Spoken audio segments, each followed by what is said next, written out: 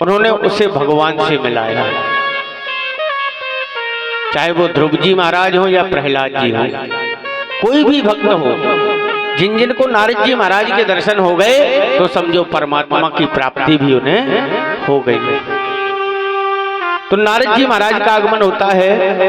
आज नारद जी विचार कर रहे कि हमने सबकी लड़ाइयां करवाई द्वापर युग में, उन्होंने भगवान कृष्ण की लड़ाई करवानी चाहिए थी पर करवा नहीं पाए थे।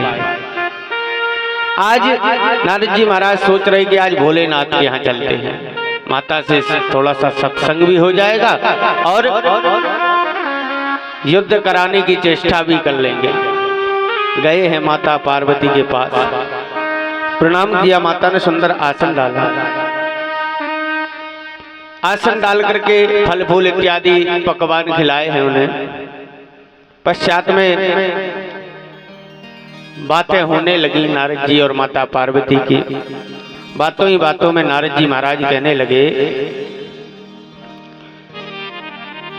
कि अरे माता, आजकल हमने संसार में जाकर के देखा है कहीं प्रेम नहीं है, पति पत्नियों में प्रेम नहीं है, पति पत्नी में नहीं बनती, रोज लड़ाइयां होती हैं। पिता पुत्र में प्रेम नहीं है, वहां भी कलह मचा रहता है, भाई भाई में लड़ाइयां होती हैं, कहीं प्रेम है ही नहीं। माता पार्वती से इस प्रकार कहा है। बोले आजकल तो ऐसा लग रहा है सुर नर मुनि सब की यह रीति, स्वार्थ लाभ करे सब प्रीति। सब स्वार्थी हो गए हैं, यहाँ जिसका स्वार्थ बनता है वहां रिश्ते बना लेते हैं लोग, और जब स्वार्थ पूरा हो जाता है तो रिश्ता भी समाप्त कर देते हैं, चाहे वो कोई भी रिश्ता हो। कल हमने बताया है कि हमारा अपना कुछ नहीं है, ना हमारा ये शरीर है, ना हमारी आत्मा है, हमारा कुछ नहीं है। केवल इतना जरूर पता है कि हम परमात्मा के हैं और हम उन्हें अपना बनाएं, इसके लिए हमें कुछ कर्तव्य करना होगा। हमारा अपना कुछ नहीं है। जीवन भर हम मैं मेरा करते रहते हैं, लेकिन जब प्राणांत होते हैं तो कुछ साथ नहीं रहता। क्षिति जल पावक गगन समीरा, पंच तत्व से रचा शरीर। जो 5 चीजों से शरीर बना हुआ है वो 5 चीजों में मिल जाता है। हमारा अपना क्या है? ये सुख सुविधाएं प्रभु ने दी हैं, मेहनत से प्राप्त हुई हैं। मेहनत के लिए भगवान ने ही तो हमें सक्षम किया है। कहने का तात्पर्य केवल इतना है कि जो कुछ भी है सब प्रभु ने दिया है और जो कुछ भी है सब प्रभु का है, ये भाव हमारे भीतर होना चाहिए। और यदि हम सोच लें कि नहीं ये हमारा है, ये मैं हूं, ये मेरा है, तो मेरा कुछ है ही नहीं, किस चीज पर अभिमान करें। तो नारद जी महाराज कहते बोले आजकल स्वार्थ लाभ करे सब प्रीति। स्वार्थ से ही प्रेम है, बिना स्वार्थ के प्रेम नहीं है। संसार में लोगों का प्रेम सच्चा नहीं रहा, सब बनावटी हो गया। इसलिए कहीं भी आना जाना हो मैंने सब बंद कर दिया। अब तो कहीं जाने की इच्छा नहीं होती, बस बैठ जाते भगवान का भजन कर लेते। अब माता पार्वती सोच रही कि बताओ नारद जी हमारे यहाँ आए हैं कैलाश पर्वत पे और यहाँ आके ऐसी बात कर रहे हैं कि कहीं भी प्रेम नहीं है। बोले नारद जी आप कैलाश पर्वत पर आए हैं, आपको पता है यहाँ इंसान तो दूर की बात, यहाँ तो पशु भी एकाग्र होकर के रहते हैं। आपको पता है हमारे पति का वाहन क्या है? बैल। हमारा वाहन सिंह। जबकि वास्तविकता में देखो तो बैल और शेर की कभी बन नहीं सकती, लेकिन यहाँ देखो कितने प्रेम से रहते हैं। कभी लड़ाई झगड़े होते देखे आप? दूसरी बात, बड़े बेटे का वाहन मोर, छोटे बेटे का वाहन चूहा। और पति के गले में सर्प, क्या इनकी कभी बनती है? कभी नहीं बनती। लेकिन यहाँ देखो सब कितने प्रेम से रहते हैं। अरे आप पति पत्नियों के विषय में बात कर रहे हैं कि कहीं प्रेम नहीं है। हमारे पति तो ऐसे हैं, स्वामी ऐसे हैं कि वो यदि ध्यान में बैठे हो ना और उन्हें ध्यान में भगवान के दर्शन हो जाएं तो वो सबसे पहले आकर मुझे बताते हैं कि आज मैंने कन्हैया को ऐसा देखा।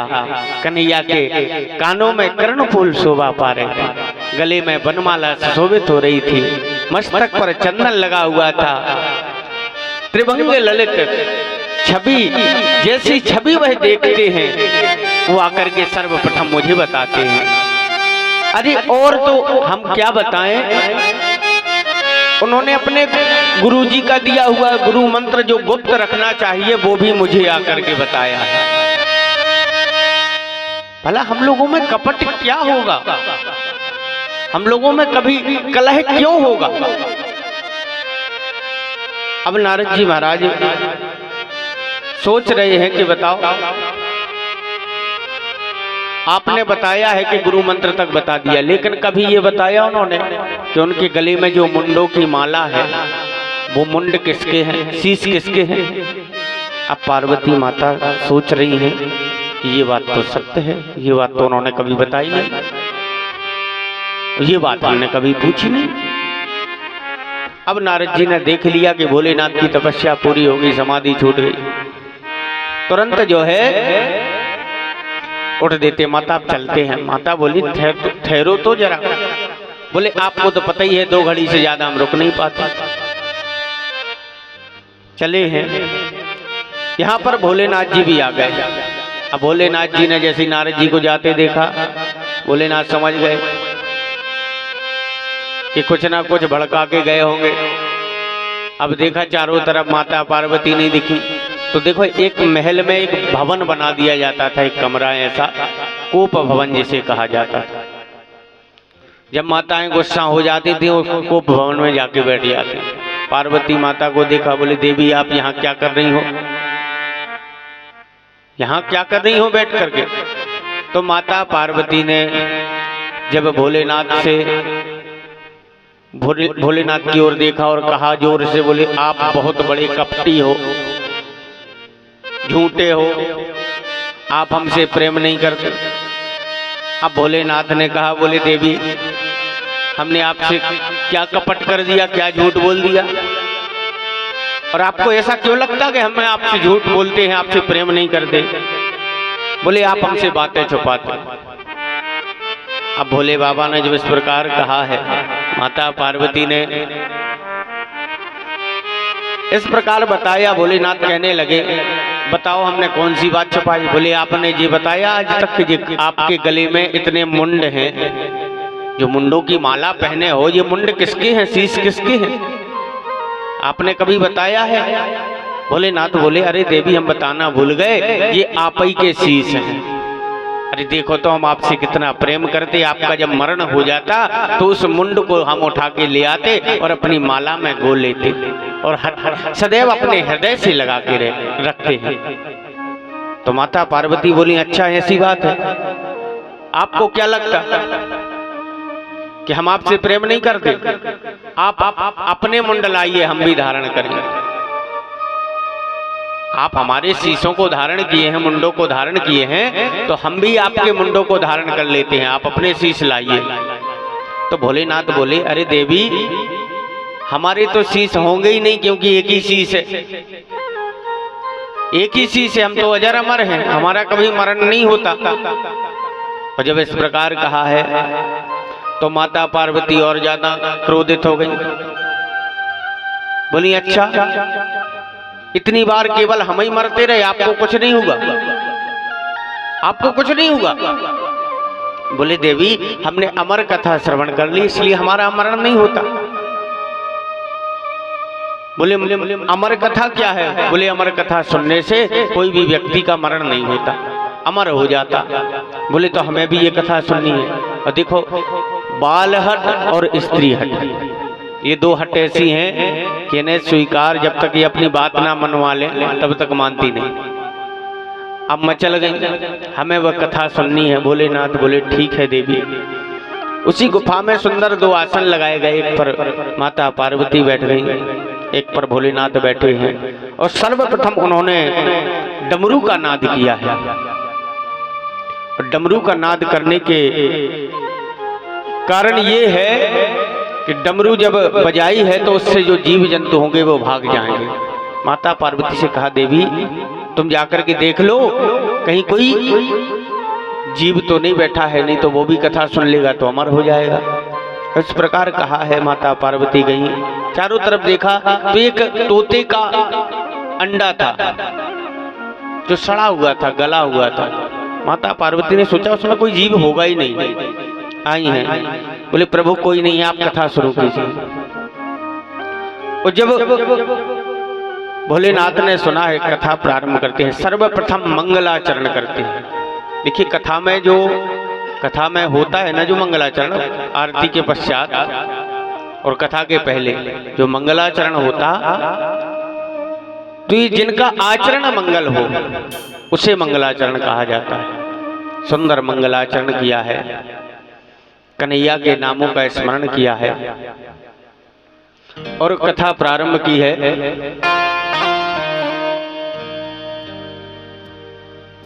हरि ओम।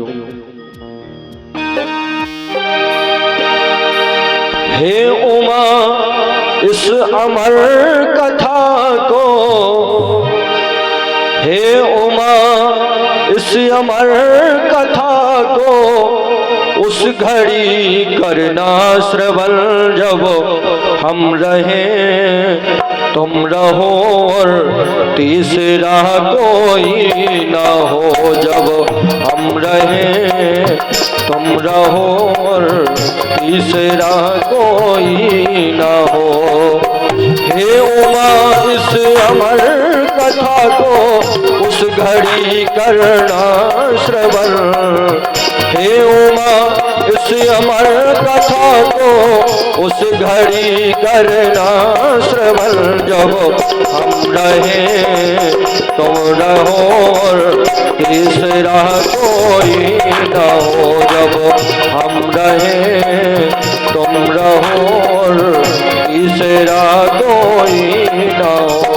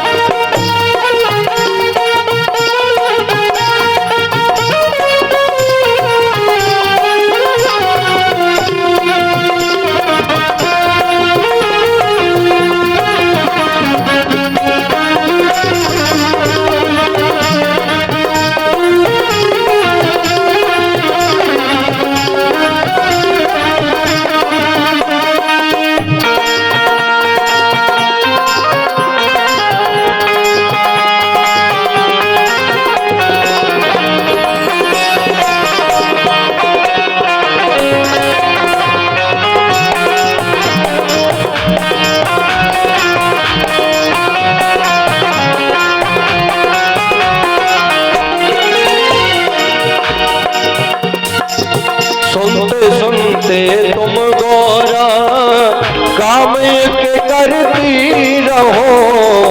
सुनते सुनते तुम गौरा काम के करती रहो। मैं कथा कहता रहूं तुम हुंकारी भरती रहो। मैं कथा कहता रहूं तुम हुंकारी भरती रहो। हर घड़ी हर पल तुम्हारे, हर घड़ी हर पल हमारे याद रखना ये वचन। जब हम रहे तुम रहो और तीसरा कोई न हो। हम रहे और तुम रहो और तीसरा कोई न हो।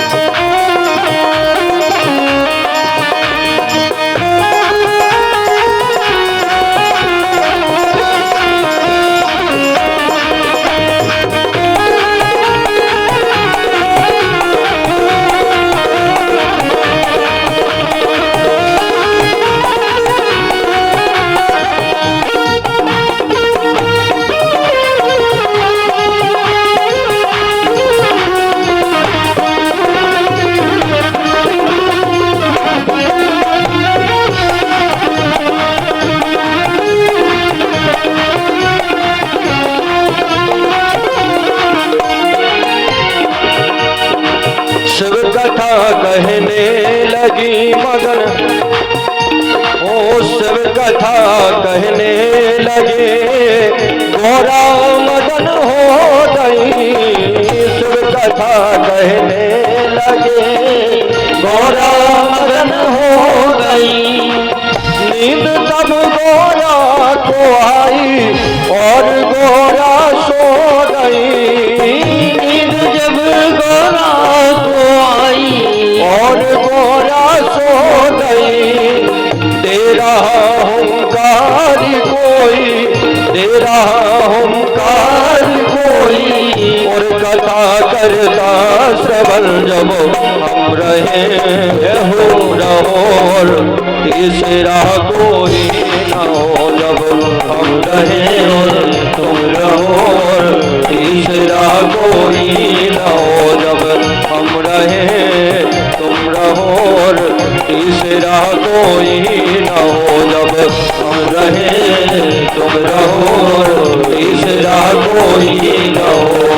तीसरा कोई न हो, तीसरा कोई न हो, तीसरा कोई न हो। बोलिए शंकर भगवान की जय हो।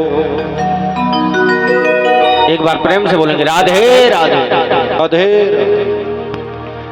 भगवान भोलेनाथ कथा श्रवण कराने लगे तो माता पार्वती बड़े भाव से कथा सुनने लगी। और देखो पहले कथाएं होती थी तो होमकार की आवाज आ जाती। दादा दादी नाना नानी जब कथा के साथ सुनाते थे, कहानी सुनाते थे, तो हम लोग क्या करते थे? हुमकारते थे।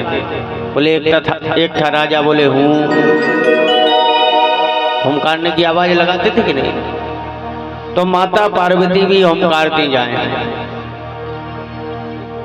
पहले दिन की कथा हुई, दूसरे दिन की कथा हुई, माता पार्वती बड़े भाव से श्रवण कर रही हैं, हुंकार रही हैं।